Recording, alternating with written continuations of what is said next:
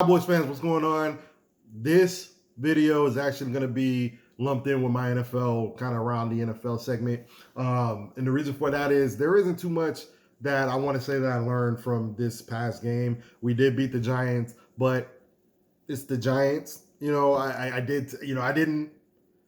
Ever since Dak went down, I don't go in expecting to win a game. I expect, close games. I wouldn't have been severely disappointed if we lose to the Giants, because when you're playing with a backup quarterback and you lose your left tackle and some of the things that we're kind of going through, trying to figure out a number 2 wide receiver, you kind of expect some bumps in the road. We got a win last week. Wouldn't have surprised me. We would have took an L here, but I didn't anticipate the Giants looking as bad as they looked. Saquon looked good, but Daniel Jones was meh.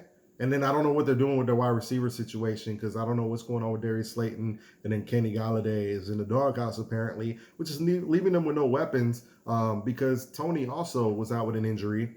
And what more can I say? Cooper Rush looks steady. He hasn't been made too uncomfortable. We've been kind of dictating pace in each of the last couple of games that we won, which is a good thing. So we haven't had to force him into doing too much. His numbers could have been helped out a lot more, with CeeDee Lamb still kind of struggling with some of the drops. He dropped a big one earlier in the game that would have helped both their numbers, but he recovered in the end, scored a touchdown to, definitely kind of put the Giants away. Tony Pollard looked like a flash of lightning out there. Zeke had a couple good runs, touchdown. Overall it was a good team win, but I'm not sure I learned a whole lot about what this team's capable of, and it's to be expected with our division. It's hard for me to go hard for the Cowboys when, I can't say definitively, that's a good win. But considering what we're going through, I'm going to give it to us, because what more can you ask for? How many people can go in there, down on left tackle, down their starting quarterback, and win a division game? I would venture to say not many teams can, and that's something we accomplished, and we should be proud of it, damn it. And next up is the Commanders. I fully expect them to do the same thing. I expect it's going to be a hard-fought game, because Commanders got their ass stomped by the Philadelphia Eagles, and we both need this win. But ultimately, I expect Carson Wentz to be Carson Wentz, and the kind of heat the Eagles got on him, and he crumbles when the heat is brought on him. When Micah Parsons comes to town, I want to see what Carson Wentz is going to do. I expect to see turnovers, fumbles, and ultimately us come out with the win and dictate pace with our running game. And again, ask Cooper Rush not to do too much. So, in other news, Broncos barely beat the 49ers. I don't know what the hell's going on there. Nathaniel Hackett is succeeding in making Russell Wilson look ordinary. But at the end of the game, when Russell Wilson had to win the game, he did Russell Wilson things and pulled it out. I'm not going to spend too much time telling you how much of a dumbass I think Nathaniel Hackett is. Again, he played here in Jacksonville. We couldn't wait to fire him. I don't know why he got this job, because we all know he had nothing to do with Aaron Rodgers and Green Bay's success, because Matt LaFleur calls those plays, and if Matt LaFleur is not calling those plays, it's being overridden by Aaron Rodgers. So what Nathaniel Hackett did, I'm not sure. I'm pretty sure he was probably just the ball boy and tossed around a couple ideas. Hey, Aaron, what do you think on this one? I think we should throw it. Okay, well, sounds good. That's probably what Nathaniel Hackett does. But I'm not going to keep bagging on Nathaniel Hackett. We had a toilet bowl game between the Falcons and the Seahawks. 27-23, Falcons pulled that out. Nothing really to talk about there. Rams beat the Cardinals. Barely beat the Cardinals, by the way. And the Cardinals are an interesting team, because this could be a situation where they bounce back really hard in the second half of the season, because they don't have Rondale Moore. AJ Green looks old. DeAndre Hopkins suspension. They're a team in flux. They lost Chandler Jones. They lost Patrick Peterson in the last couple of years. And this is something I touched on. If you've been following me long enough, I thought those were guys they should have traded a long time ago and got value for them, but they didn't. So I guess maybe they're relying on comp picks to compensate for those losses and help out. But I think you could have got a first round pick plus for Chandler Jones. Patrick Peterson, probably less, but when he left, he had some value. Somebody would have traded him for him. So I thought that was poor management on the Cardinals situation. But when all those receivers come back, we'll see how deadly they are, because at least offensively, as long as Kyler Murray's going, they're always going to be in the mix. Already touched on how the Jags beat the Chargers' ass. The Panthers beat my Super Bowl pick Saints. It's still early, but the Saints don't look good. I might have underestimated what the loss of Teron Armstead was going to maybe do to the offense. Alvin Kamara's got the legal, situation going.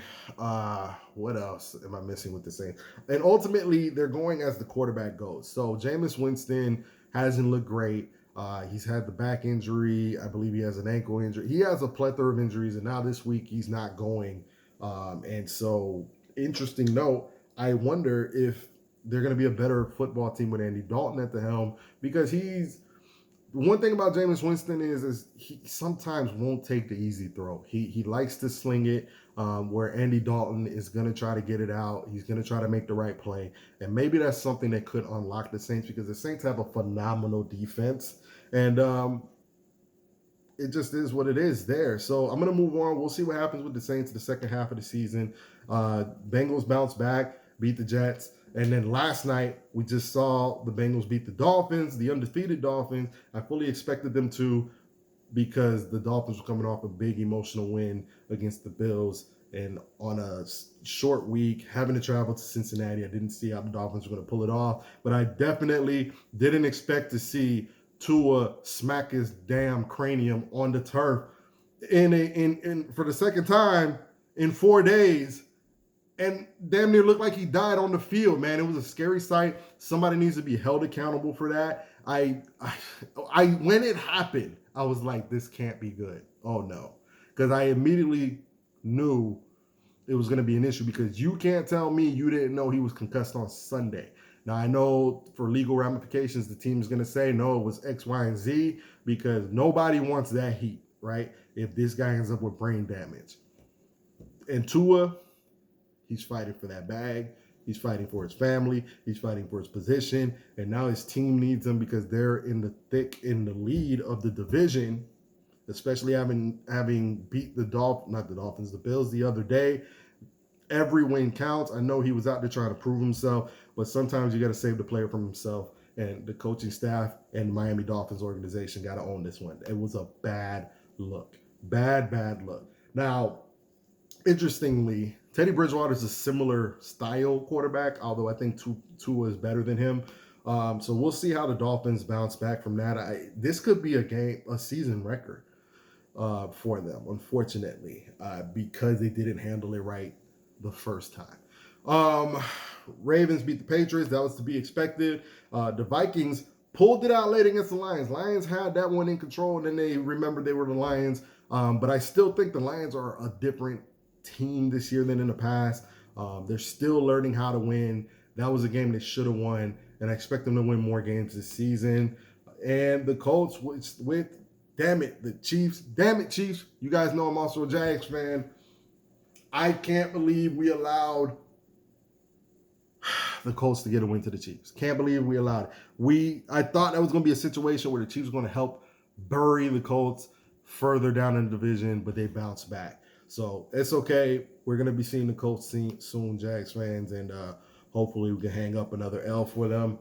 And then the Titans pulled it out against the Raiders. Thought the Raiders were going to be able to force overtime there, but the Raiders, I don't know what's going on with them. I talked about how some of their wins, or some of their losses, because they haven't won a game, they're games that they could have won, but you can't drop these kind of games and keep pace in that particular division. They might have got some, I hate to say luck, considering injuries, but the Chargers took a big L to the Jags. I'm sure they had a dub marked up there for it. The Chiefs took that L to the Colts, so it could help out a lot for the Raiders to help keep pace in what's going on in that division. But they got to start winning games ASAP. They have the offensive weaponry to do whatever they want on the field, but that O-line's atrocious, and that secondary needs a lot of work. That's ultimately all I got for this week. I'm just really hyped to see our team's games, the Cowboys playing the Commanders and the Jags playing the Eagles. And then, of course, big primetime game, Chiefs, Bucks. I gotta give it to the Chiefs this time. I think the Chiefs are gonna be wanting to come prove themselves. And Tom Brady, a lot of things moving around him. Mike Evans should be back, but who's back? Is Julio Jones going to be back? Is Chris Godwin going to play? He's practiced in limited fashion, so we don't know how that's going to play out. The Bucks do field a great defense. How do the Chiefs? I think this is going to be a great test for both teams to kind of see where each team is at going forward. Okay, this is the kind of game that you would have wanted Tyreek Hill for. Are you guys ready to make the leap without him? This is what I expect to see from the Chiefs. I think ultimately they'll be able to put up too many points for the Bucks to be able to deal with. And then the Monday night game, I believe, is the Rams 49ers, and I expect another hard-fought game. And you know what? I'm going to go with a 10-point win by the 49ers. And the reason for that is I haven't been impressed with the Rams this year whatsoever. And then the 49ers just lost a hard-fought game that they thought they should have been able to win against the Broncos. This is a game they're going to be getting up for. It's going to be on prime time. And I think the way that they control the trenches, you know what? I take it back. Maybe not double digits. Let's go maybe touchdown, 7-point win for the Niners, because I just remember Trent Williams isn't going to be playing that game, and that's going to be a big factor. So with that being said, I think the Niners are still going to beat them. And I think the Rams, you're going to see a lot of the things that I've been talking about. Their lack of kind of interior presence outside of Aaron Donald, their lack of O-line, I think it's all going to rear its ugly head in this particular matchup. So let me know what you guys think going forward. Any questions? Definitely put in the comments. Hit your boy back. You guys want my opinion on anything? Hit the comments. Like, subscribe. Appreciate all the support. Peace.